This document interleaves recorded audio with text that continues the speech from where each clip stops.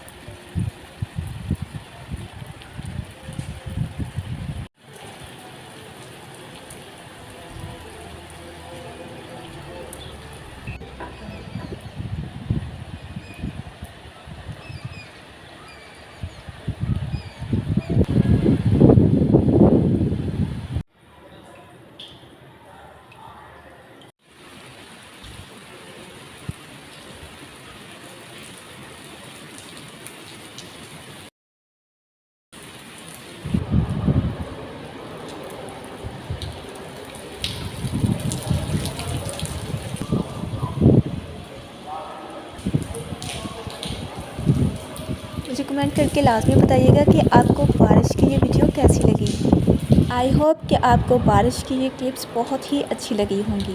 میں نے تو اس بارش کے موسم کو بہت ہی انجوائے کیا، لیکن اگر کچھ اچھا کھانے کو مل جائے تو کیا ہی بات ہے۔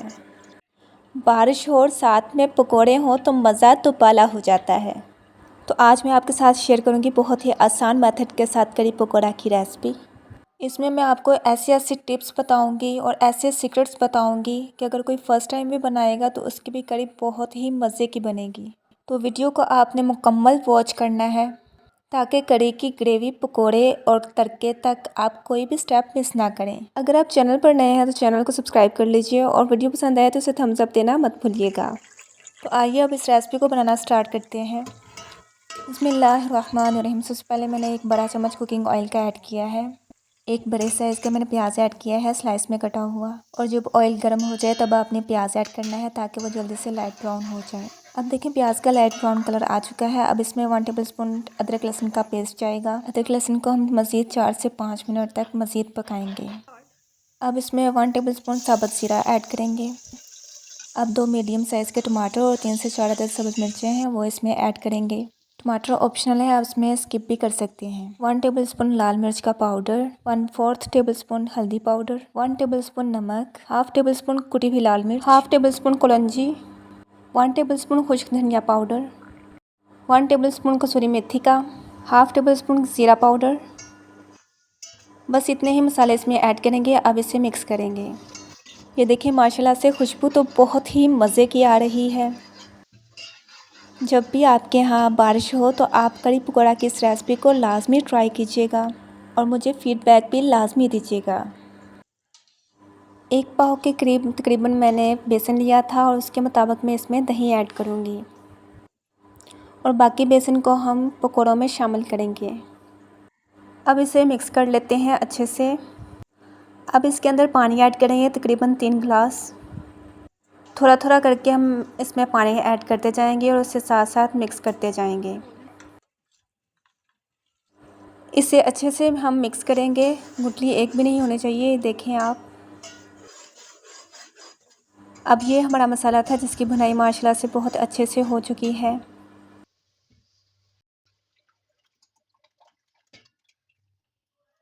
اب اس کے اندر ہم ایڈ کریں گے بیسن کو،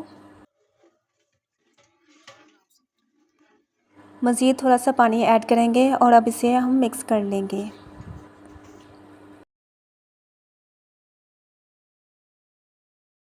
رسول اللہ صلی اللہ علیہ وآلہ وسلم نے ارشاد فرمایا، جب اللہ کسی بندے کو پسند کرتا ہے تو اس پر خوب آزمائش ڈالتا ہے۔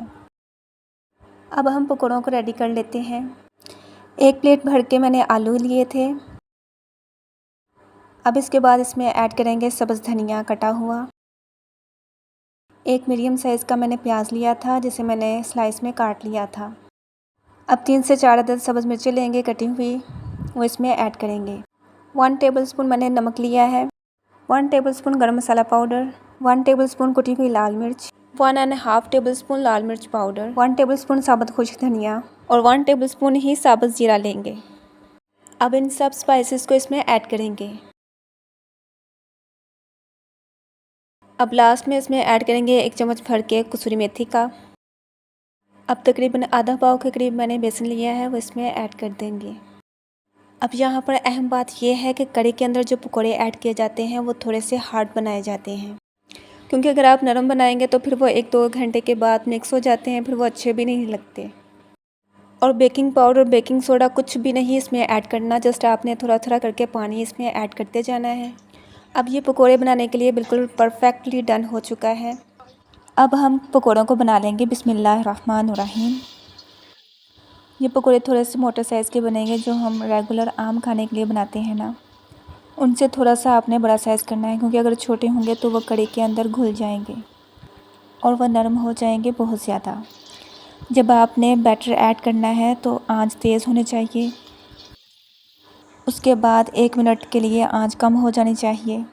یہ دیکھیں جتنی یہاں پہ ہے، اس سے کیا ہوتا ہے یہ تقریباً 7-8 منٹ پک جاتے ہیں۔ اب پکوڑوں کی سائڈ چینج کریں گے۔ یہ دیکھیں کتنا خوبصورت ڈارک براؤن کلر آ چکا ہے۔ سبھی پکوڑوں کو ہم اسی طرح سے ریڈی کر لیں گے۔ پکوڑوں کی ڈیفرنٹ ورائٹی میں اپنے چینل پہ آلریڈی شیئر کر چکی ہوں۔ آپ میرے channel coke with Noor special پر جا کر اسکرول ڈاؤن کر کے ان تمام ریسیپیز کو دیکھ سکتے ہیں۔ ڈسکرپشن میں آپ کو ان تمام ریسیپیز کے لنکس مل جائیں گے۔ دوسری طرف کڑی کو بھی دیکھ لیتے ہیں جو پک رہی ہے ماشاءاللہ سے، اور اس کو چمچ سے 1 مرتبہ اچھے سے ہلا دیتے ہیں۔ اب پکوڑوں کے کڑی میں ایڈ کرتے ہیں۔ بسم اللہ الرحمن الرحیم۔ بہت ہی مزے کا سٹیپ ہے یہ۔ کڑی کو آپ نے جسٹ 30 منٹ پکانا ہے۔ آپ خود سوچ لیں، دہی ہے، بیسن ہے اور تو کچھ نہیں ہے، کڑی کو 2-2 3-3 گھنٹے کیوں پکانا ہے؟ اب چلتے ہیں اس کی فائنل لک کی طرف۔ اب دیکھیں ماشاءاللہ سے الحمدللہ سے آپ کے لیے تیار ہے کڑی پکوڑا کی بہت ہی زبردست سی ریسپی۔ تو بہت ہی مزے کی اور آسان ریسپی میں نے آپ کے ساتھ شیئر کی ہے۔ تو اسی طرح سے اگر آپ کو ویڈیو پسند آئی ہے تو ہماری ویڈیو کو لائک کریں اور اسے فرینڈز اینڈ فیملی میں لازمی شیئر کریں۔ ہمارے لیے ایک پیارا سا کمنٹ بھی لازمی دیجیے گا۔ اگر آپ چینل پر نئے ہیں تو چینل کو سبسکرائب کر لیجیے اور بیل آئیکن کو لازمی پریس کریں تاکہ آپ کو لیٹسٹ ویڈیو کا نوٹیفیکیشن آن ٹائم مل سکے۔ تو اسی طرح سے آپ ہمیں سپورٹ کرتے رہیں تاکہ میں آپ کے ساتھ مزید اچھی ویڈیوز شیئر کرتی رہوں۔ اب میں ملوں گی آپ سے